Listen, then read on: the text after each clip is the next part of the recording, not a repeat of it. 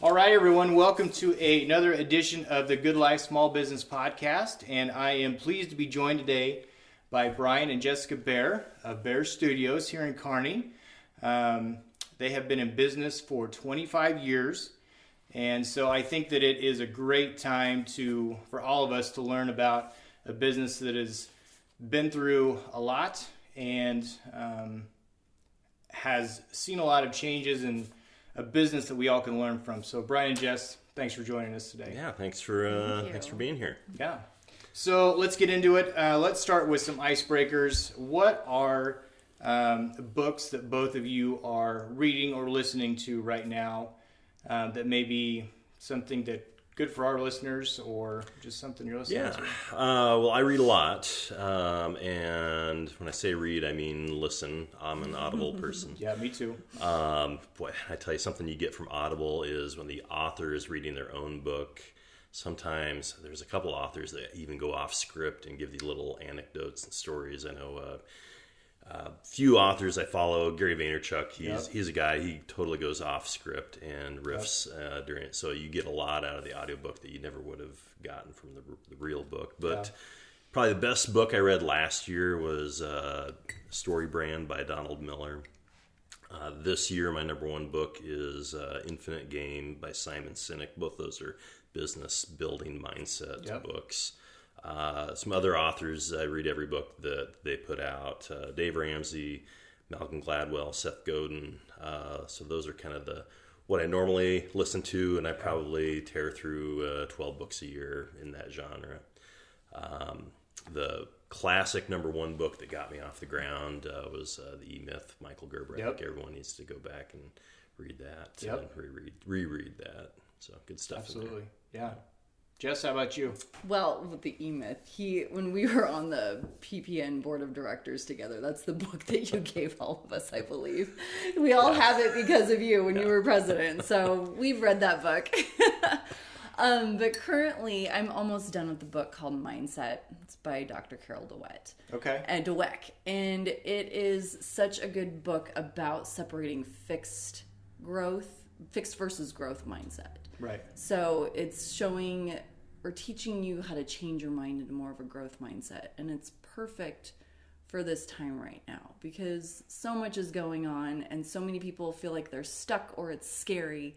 And to change your mind into more of a positive growth mindset, to look elsewhere and think differently about things and, just expand your knowledge about what you're doing and where you're at in life and looking in a more positive way towards what's going on with COVID and, finding the positivity in it. So growth mindset is what I'm personally working towards, and it's really hard to change because so many of us come into the world and go through school with a fixed mindset. Sure. So it's really fascinating because I love psychology, and she's a psychologist, and just all these interviews and studies that she's done. It's just really, really interesting. That sounds awesome. It's a great book. It's fantastic. And I heard about it a lot over the last year through the podcasts that I listened to, and almost every one of them has talked about this book. So I'm like, I should really read this book. Yeah. So it's been really, really good. And the other book that I read last year that stuck out was Hug Your Customers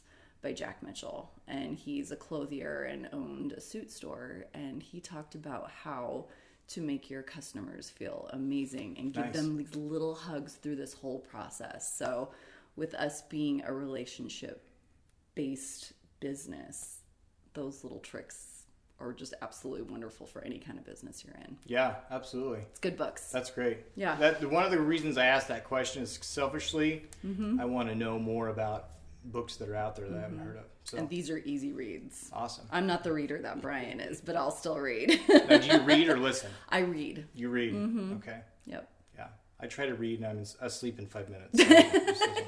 It's a good thing to do at the end of the day. Yeah, exactly. So you mentioned podcasts. What podcasts do you listen to? Currently, I'm listening to The Armchair Expert with Dax Shepard. Okay. It's wonderful. It's got both sides of your brain on it. He does 2 a week, I believe. Okay. So one of them's on like a local, or like not local, but a celebrity. They have fun or they're friends. And then on Thursdays, he does Experts with Experts. Oh. And it's shocking. Dax Shepard is extremely smart. he graduated really high in the top of his class out of college. High school, not so much, but he's very into the psychological and science of things. Okay. So he delves in, and so like right now I'm listening to the guy that helped map the human genome, and it is fascinating.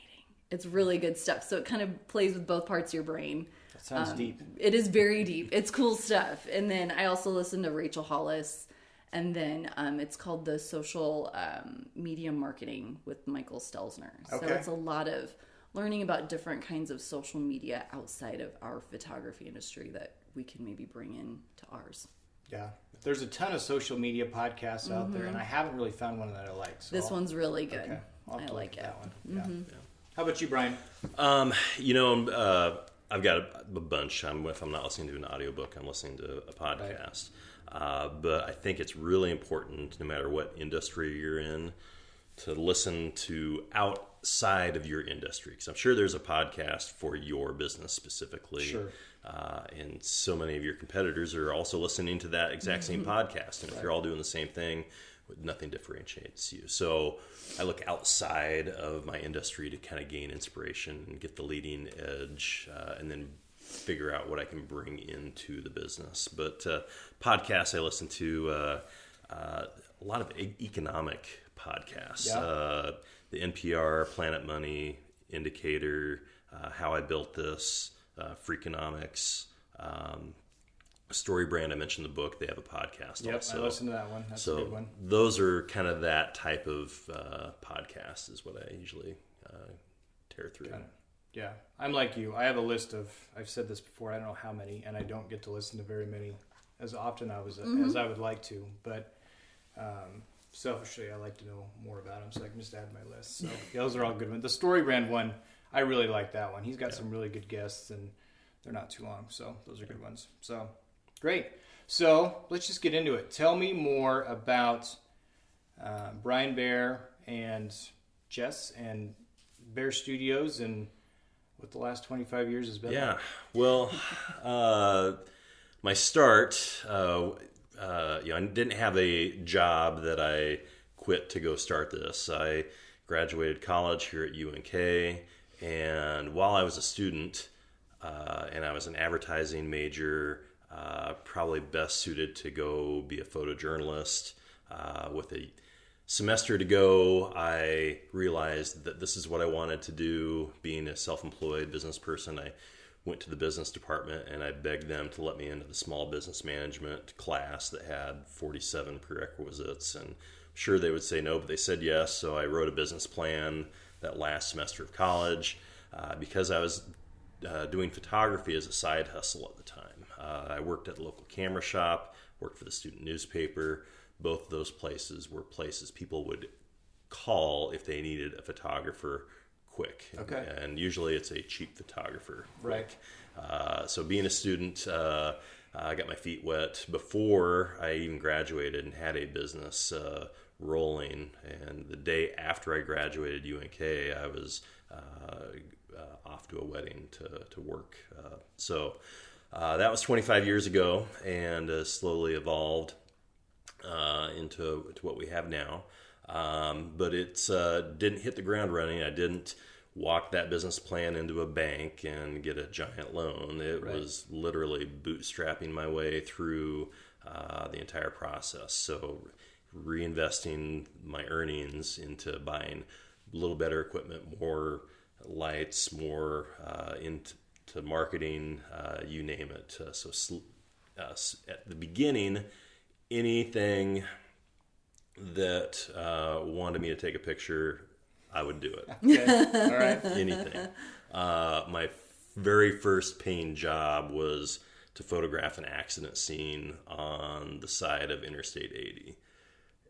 I got a paycheck for that, but I never wanted to go do that type of work again. And so I, as quickly as I could, figure out how to specialize, and stumbled for a few years until I found that specializing was actually going to be my strength, and I could go deeper and be an expert rather than a generalist. And so focused in on high school seniors as a specialty, and really was at the high point, I'd say about 2008. We were photographing 150 seniors a year or more, and things were very busy. Yeah. In hindsight, and at some point, I'd love to share the lessons I've learned that busy isn't necessarily successful. Right. Taking lots of money in isn't great. It's how much money is left in your pocket at the end of the day. Right. Understanding the gross versus net, there's a huge difference. So at the time, I would celebrate, I've grossed this much money. In fact, it's on my desk because I was pretty sure when I made my $1 millionth in sales point that I would be a bang-up success. Right. And I would be ready to, vacation 6 months out of the year. So I got to the point, I got to my goal, but I did an analysis. I'm like, well, how am I doing? And it was really not that great. It was a bad place to be in, because if you take in $1 million, but you only get to keep, if 950,000 goes right back out the door and you're left with a little, it's not about your gross. I would much rather have a smaller gross and a higher net than Right. a higher gross and a lower net. It's simple second grade math, but so many business owners get so wrapped up in it, they just want to go get busy and stay Sure. busy, and that's their definition of success. Right. And in all of that, as a business owner, you don't think anything of putting in 120-hour weeks and working like crazy, but your family is being sacrificed in Yep. that. So trying to really stay intentional and understanding at the end of the day, it's not about the end point. There's a journey along the way, Yeah. and you have to be good with that. So with that, the exit strategy of a photographer has evolved a lot. Being in business 25 years, we started loading rolls of film in our cameras, and that's changed. So the change has been a constant in this industry. And my strategy has always been adapt as quickly as possible. Embrace it. Don't try to run away from it or stay in those old stuck mindsets. Be flexible, because the person who adapts quickest usually comes out ahead or has a huge head start compared to everybody Sure. else. Where was I going with that? Your story. My story. So the end point of a photography studio when I started 25 years ago is you would hit age 62 and you would find a young 20-something photographer, and you would convince them to go to a bank, take out a giant loan, and pay the old photographer to come in and buy out their studio space and or their book of business, so to speak. That used to be true 25 years ago. That's not true today. Right. So the way out, there is no way out. So the only way out is you better be paying yourself throughout this process. I'm a believer in you need to invest in yourself, in your growth, and your education, and your craft. But too many entrepreneurs take that as an excuse not to save for themselves, right? To skip starting to push off that 401k, all those retirement plans. I'll figure that out. I'm doing more important things. Because I believe that myth. I sung the song, and but then suddenly you wake up and you realize I'm not gonna be able to make it, or I'm not gonna be able to retire. And with that, I'll share a little story. For people in the Kearney community, you'll likely know this person, but when I worked at the camera shop, I got to know every photographer in town, because this is the place every photographer in town came to buy their film, get their film developed. So I built all these relationships with all these photographers. Many of them became mentors of mine. One of them, Carl Jensen, great photographer, very nice man, definitely a relationship builder, but he didn't exactly have his exit strategy figured out. And so he was 80, 85, 87, 88, and we're like, when's Carl going to retire?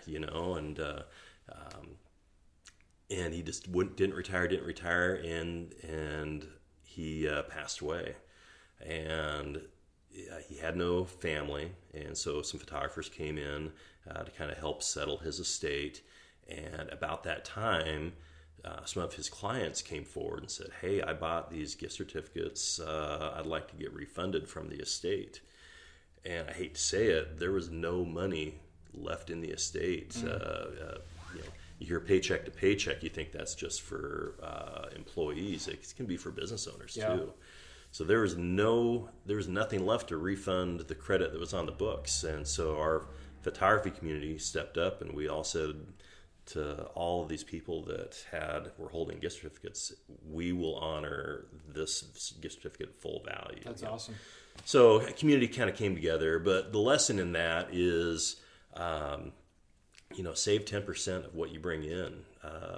Get a team behind you that includes a financial person, advisor, a good CPA, a good attorney that's working with you, because at the end of the day, no one's going to be looking out for you unless you're looking out for yourself. Yeah.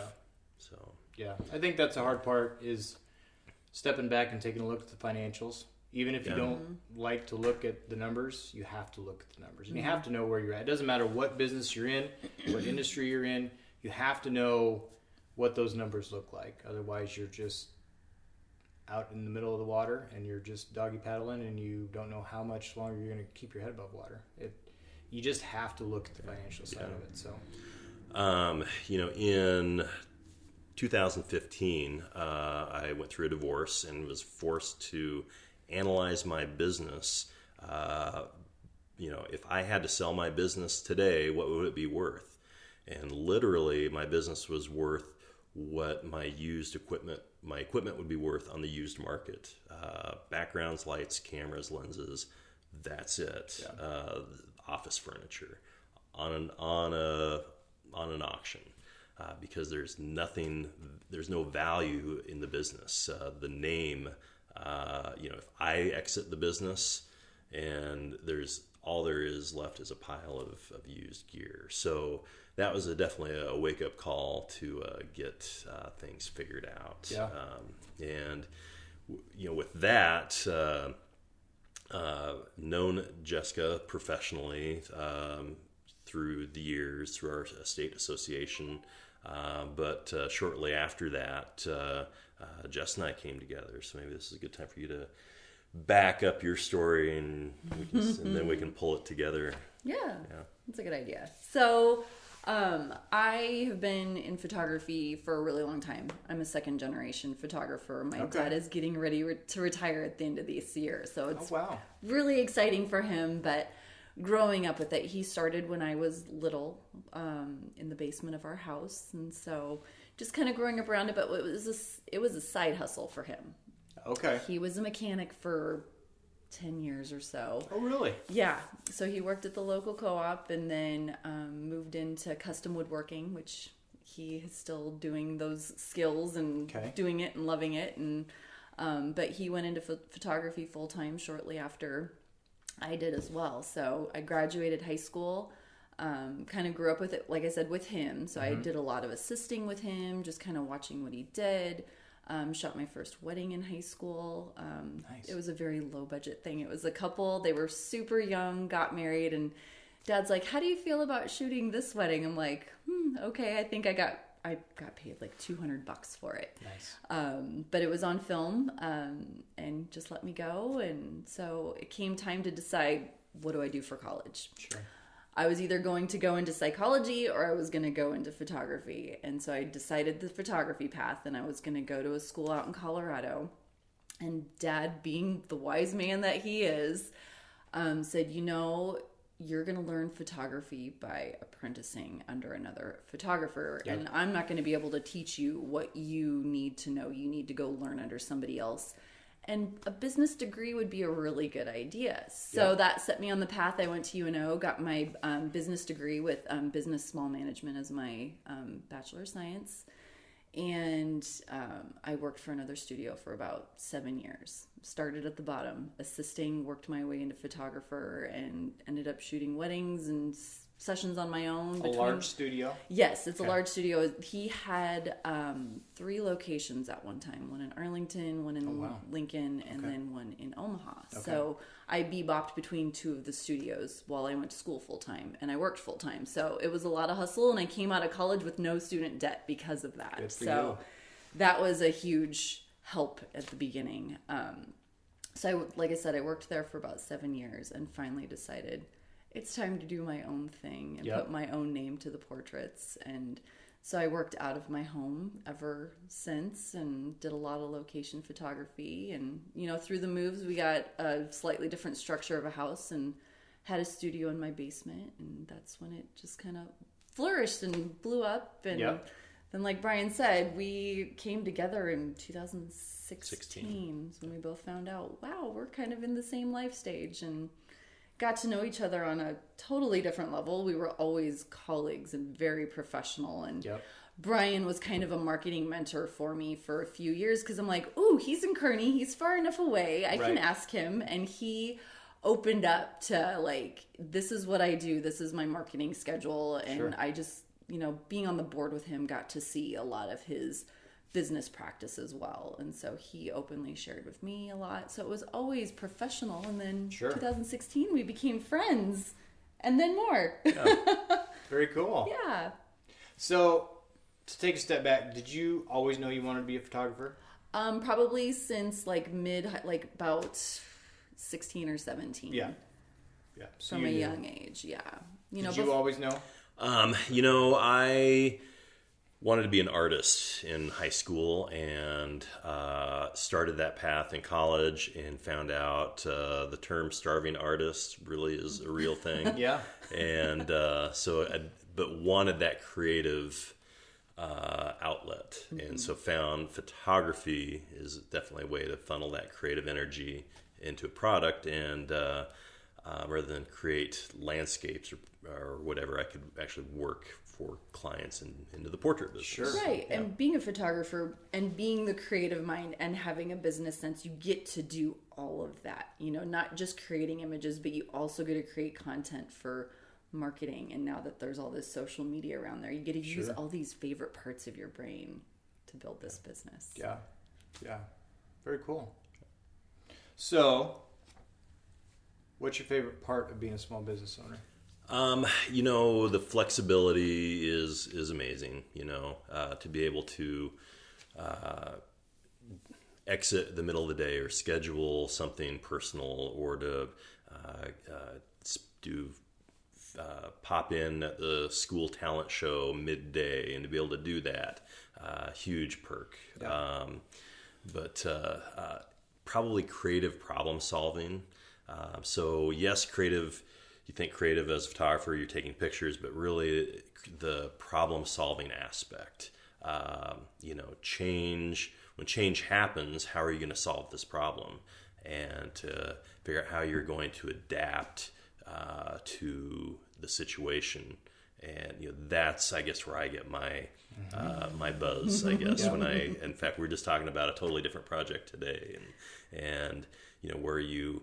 And really, it's about absorbing as much information as you can from different sources and then taking a little piece from this and a little piece from that and bringing it together into your application and then putting your own spin into it and possibly be emerging way ahead of anywhere else. I tell you, there's so many people right now, they're just putting their head in the sand and saying, you know what, call me when it's over and I'll check back in. We're not taking that approach. We're not ignoring the science and the safety. There's so much that we've adapted in this new age of COVID that still allowed us to do what we do, but allows everyone to do it safely. Sure. How about you? Oh, well, I'm going to definitely mirror the flexibility. It's really nice. And I know a lot of our listeners are mothers out there, and it's nice to be able to go to your kids' stuff and be able to pick them up and drop them off at school every day. Like that has always been something, like our kids are first. Yeah. You know, it's our family, and just being able to be present with them is really, really nice. And the girls get to see us run a business, and hopefully that inspires them to be their own bosses as well, to see the flexibility, but then they're also seeing us work hard. And that's one of my favorite things about having this with Brian, is like, we get to do this together. Right. We're on the same path.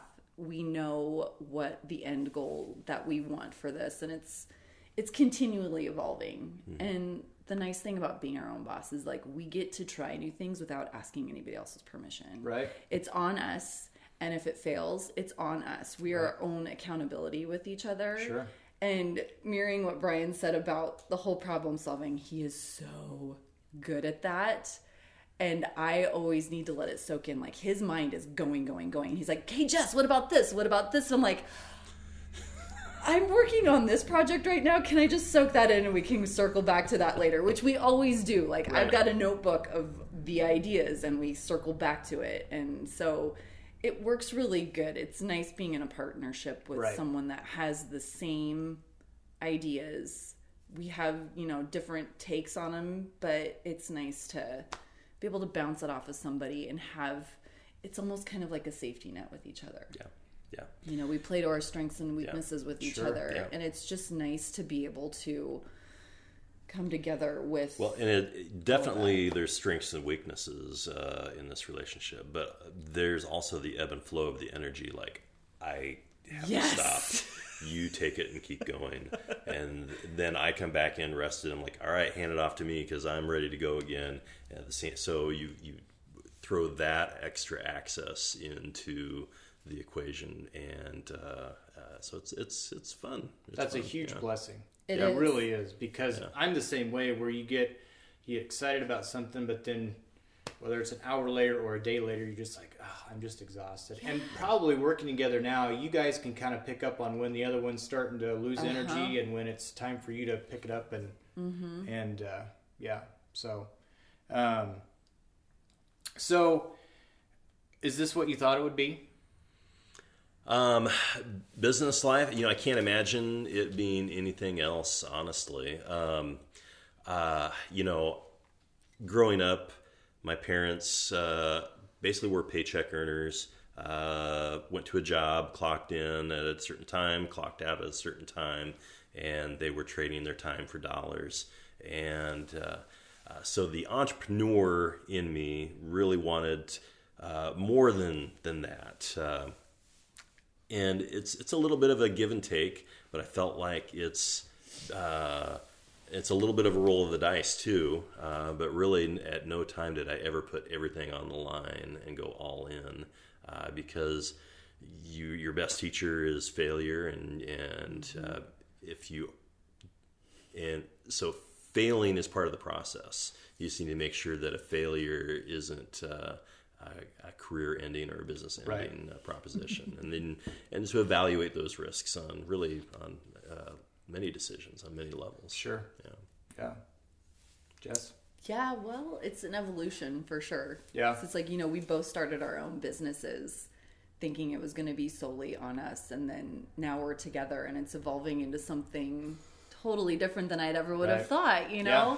And I love it. Like I said, it's just nice to have someone to be able to talk to after hours too, and we can talk about business stuff and he gets it. You're not talking to someone that's just like, you know how it is, like venting to a spouse about hard days, or this was really awesome, and you can like celebrate together. Like, that's the part that I like, and I like the way that we can work together with sessions.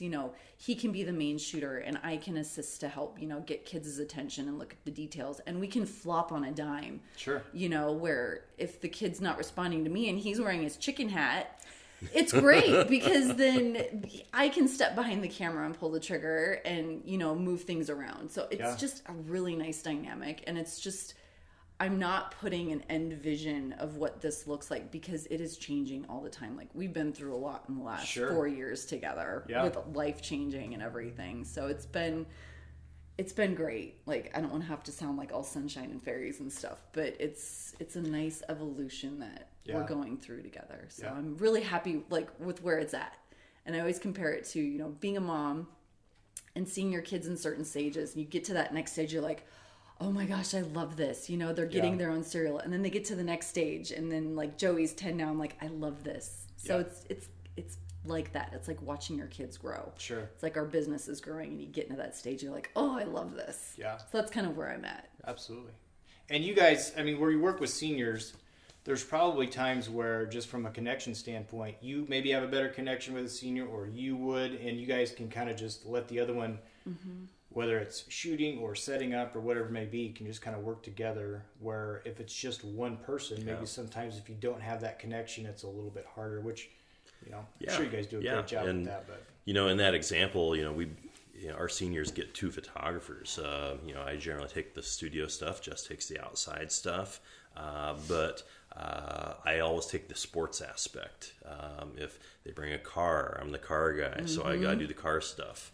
But Jess can relate on a totally different level. Sometimes the dumb dad jokes only go so far, right? And that's when Jess has to step in and help out. But and part of it too is our energy level at the end of the day, and it's not that we're both in the room at the same time for every single shot. We literally tag in and tag out. But it's been a really great process, and you know, through COVID, you know, we've made some adjustments and changes. Now we only have one client in the building at a time. It used to be we would always have 2, one in a session and another in a sales appointment. Now, just for everybody's safety, we're limiting only to 1. So we used to always do 3 seniors a day, or that would be our max scheduling limit. We immediately said, you know what, 2 a day is going to be our new limit. We thought, wow, we're taking 1/3 of our capacity off the table. This could potentially set us back. In hindsight, we've photographed more seniors this year because we never shot at 100% capacity, but we're shooting more. Probably we're up 25% in our senior numbers this year over last year, and even over the year before that, it's up higher. So, and at the end of the day, we're not completely drained on the day of energy. On the day we have 3 seniors, it's evened our workflow out throughout the week, whereas we're not crazy for 2 days and dead for the next day. It's just evened out the flow. And so going forward, I see us probably keeping that practice. I hope we do. It's been so nice just knowing that there's 2 sessions every day on the books, and it's nice to look at the schedule and see it all evened out like that. Nice. And they get more energy out of us too. Sure. Because, you know, it's like sometimes you'd get to that 4:00 session and it's July and it's hot and you're tired and you look horrible, and now it's nice. Yeah. It's nice and evened out. Yeah. Good deal. Yeah. So leading into that, this is a perfect lead into one of the things on this podcast we like to talk about. Obviously, COVID has affected not only business owners, but people in a variety of ways. But I think that there's positives that you can take out of what we've had to go through, because sometimes as a small business owner, unless you're forced to make a change, you don't make that change.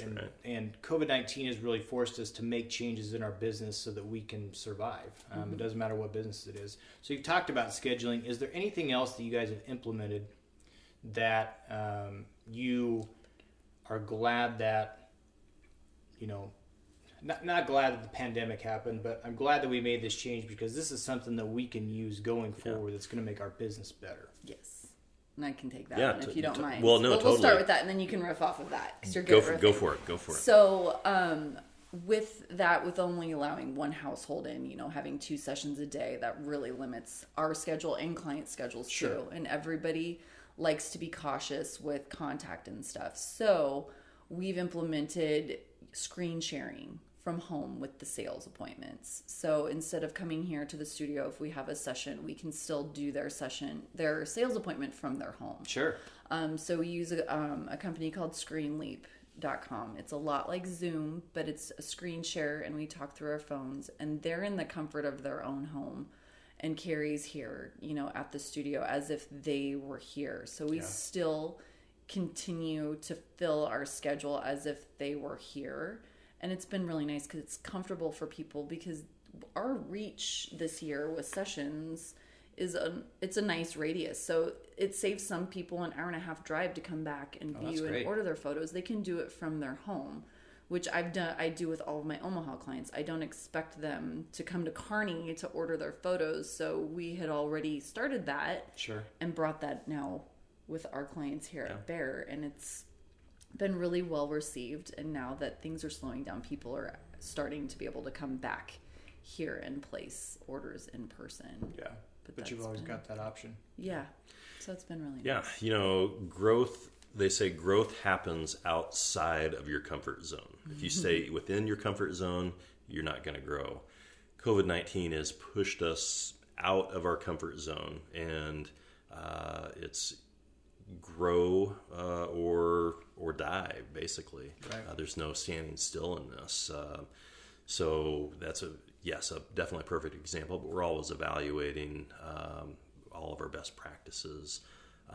And sometimes it's maybe our employee working remotely from home, investing in technology to be able to do some of these things, educating our clients ahead of time.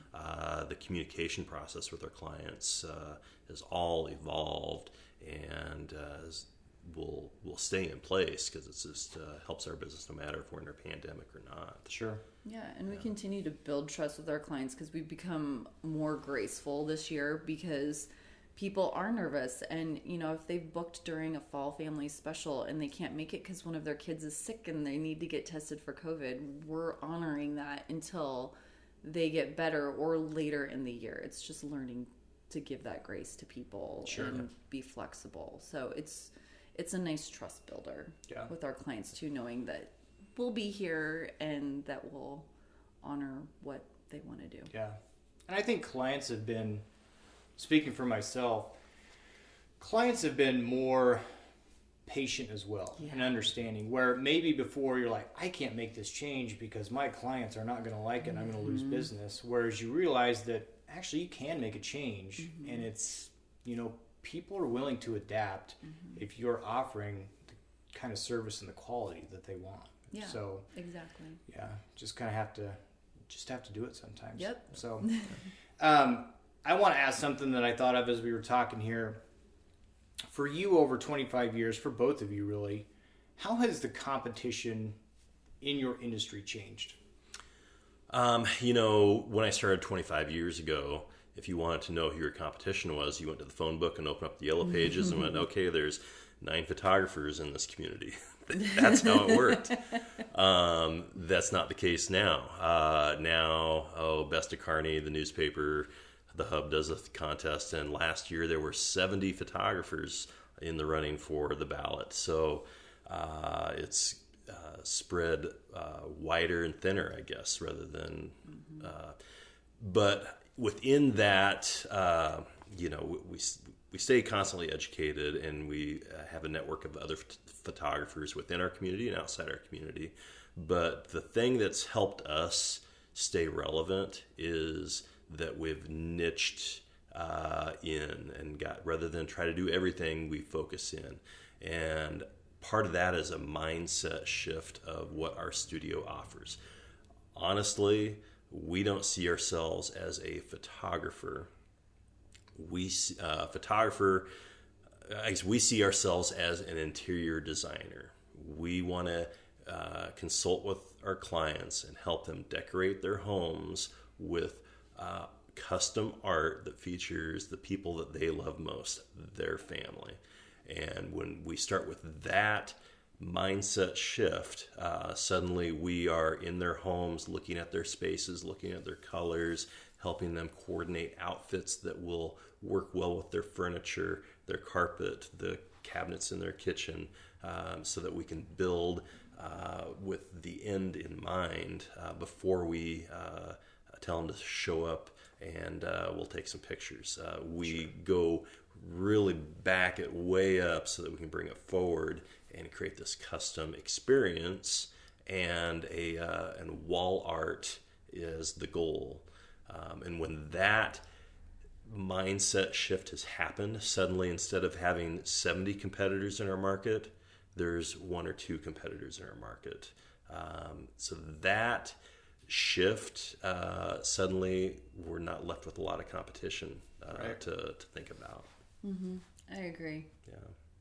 I don't know if I'd add much to that, but yeah, the competition definitely does change over the years. Because when I started, it was in '99, about shortly after Brian, and you knew if there was a photographer, they had a brick and mortar, they had a studio, they weren't working out of their homes, and it was all film based, and there was these labs, and it was just a different ball game then. And then digital came around, and then it was hard at first to switch because you're changing, it's like a whole different mindset of how you're going to do these images, and you have to come up with all this new technology and computers and these new cameras, and then it just got easier after that once you learned that foundation. And it made it easier to open the doors for new people to come in and be photographers, because they didn't need those labs. They had their computer at home and make it look the way they wanted. So it got a little tough there for a while, and especially with the 2008 year, and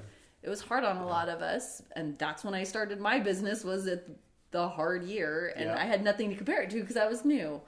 But yeah, we've always had that goal of, we need nicely lit, posed and composed photos on the walls that go with what the family is looking for. Like, you go by those walls and you see your family every day, and they're happy there. And we just hung a portrait on our wall a month ago, I think, of all 4 of us. So we finally have our family portrait on the wall, and the girls loved it. Like, the reaction was great. Like, I wasn't expecting that, because that was like for us, finally we got our portrait up there, and the girls are like, that is really cool, and they love the way they look in it. So it's a self-esteem builder. When you can see, like, your parents are hanging your photos on the wall, like, it gives them a self-esteem boost. Like, yeah, I look really good. So, like, that's another reason, like, I've gotten into this. Like, you see this on the wall, and it just makes you feel loved. You can see the confidence grow. Absolutely. Yeah, we have some confident girls. Yeah, very much so. So one other question, I want to get you guys' take on this. You mentioned that you actually went to school and got a business degree. Yes. But you are a photographer by trade. And I think that no matter what the industry is, for instance, being a photographer, you get so wrapped up in working in the business, photography and editing and those types of things. But as a small business owner, you have to be able to take a step back and actually realize that you own a business. And there's so much more than just the trade. But if you put your name on the building, being a small business owner, it's different being a business owner than just being in the trade. So you guys have been able to take a step back, and with 2 of you now, just talk about the importance of working in the business, but also working on the business to grow it and make yourself happy, really. Yeah, that's absolutely been foundational. Because if you don't have your practices figured out, your business model tuned in, and because really that sets your trajectory. Are you going to go up, or are you going to go down? And then marketing is the gas pedal. Are you going to hit the gas pedal when you're pointed down, or are you going to hit the gas pedal when you're pointed up? So you've got to have and really everything, even the client experience, is part of the system of making people. But at the same time, this has been a huge asset of what Jess has brought to the business, keeping those relationships real and genuine, and merging old school with new technologies, everything from how we handle social media to sending out old-fashioned thank you notes in the mail, and communicating with our customers. And you have anything to add? I think, coming into this together, being our own business owners, and then coming together, figuring out the roles of all 3 of us. Because Carrie has her comfort zone and what she's good at, and Brian has his comfort zone and I have mine. And figuring out those roles, I feel like last year we all settled into them and we own that part of it, and we go with it. And there's no micromanaging. We check in on each other, but that lets us go to our strengths. So like Brian, he's kind of like the captain of the ship. He steers where he wants it to go, and he drops his ideas all over the place, but we can grasp those up and then roll with it. And we try to have meetings every once in a while, and sometimes they're just impromptu, check-ins, like, how's this going? What do we need to do here? And at the beginning of the year, for 2 weeks, I sit down at the marketing calendar and you map it all out for the whole calendar and start batch working, and it just goes. And if you have to make an adjustment, you just stop it and change it and then go forward from there. So it's just... Systems is a big deal for us, and processes, and we're trying something new all the time, but we have those things that constantly work for us, that it just works in its order. But that's the stuff that you get when you step outside of working in the business. A social media calendar, that's thinking like a business owner. So I just think that's important. So thank you for sharing. So someone comes to you, your girls come to you and they say, I want to start my own business. No matter what it is, what advice would you give them? Don't wait for perfect. If you wait for the situation to be perfect for you to launch your business, it'll never happen. So sometimes you just have to take what you have with where you're at and start. Just getting started is a giant part. Be cautious of debt. Like I said, I started this business with zero debt. In 2008, witnessed about half of the industry just literally fall out. And analyzing that, those with a mountain of debt struggled the hardest. Those without debt were able to push forward. So there's a place for debt, but don't rely on debt, and take time to celebrate, and also, especially when I'm talking to my kids, find something that you are passionate about and can make a business around. I've got a friend who works at a car lot, and not because it was his passion, it's because it was his dad's passion, and it got handed down to him. Well, he didn't want, that makes life pretty dull if you're living someone. So find your passion, because I'll tell you, with 25 years of hindsight, you better be excited about what you do, because if you're not, it only takes a few years before you hate what you're doing. So make sure you really love it. But then take that entrepreneurial spin on it. Figure out how to merge a service and personal aspect to bring it all together and make it unique and make it your own. What about you? My biggest thing would be education. Really learn, do the research of what you want to do. Totally marrying off Brian. I 100% love what you're doing and make money at it. Like, that is just the perfect storm. But also, looking back to when I started, a lot of it was the relationships that I had with people, the trust that you build with your friends and your family, and then it goes from there with word of mouth. So building a network of people, like all of us are in our BNI groups, like the clients are going to be what gets you going. Without relationships and people, you don't have a business to start. So I believe, networking, building relationships, having the education of what you're going to do. Also, having no debt has been very, very helpful. None of us have ever had like business debt, operating that way. It's a lot less stressful. And then it's like, once you get low on money, it's like, you got to hustle to get more of that to keep going. So that's kind of where I would be. Relationships is a big deal. And change is, I think I've said this 5 times already, but change is constant in this world. Things are never going to be the way they are. They're always going to be evolving, and figuring out, always have an eye out and be aware that what's changing, how is it changing, how can you get one step in front of that and ride that wave as opposed to letting the tide just wipe you out. Sure. That's the there's so many different examples with technology in our industry, social media, client expectations. It's there's always an evolution happening. Always. Yeah. Absolutely. Awesome. So to wrap this up, what do you guys want people to know about Baer Studios? About what you got coming up, or just tell us more about what you guys have. Well, we're always working on something. We have these seasonal things that we do, but really what is constant and year-round is take a look at your wall. Are you happy with what's on your wall? Is it something you picked up at a garage sale or Hobby Lobby, or has it been an old family portrait from 10, 20 years ago? Maybe it's time to move that to the guest bedroom and update your family space with something new and fresh that maybe you'll always be able to look back in hindsight and go, yeah, this is 2020, or this was 2021.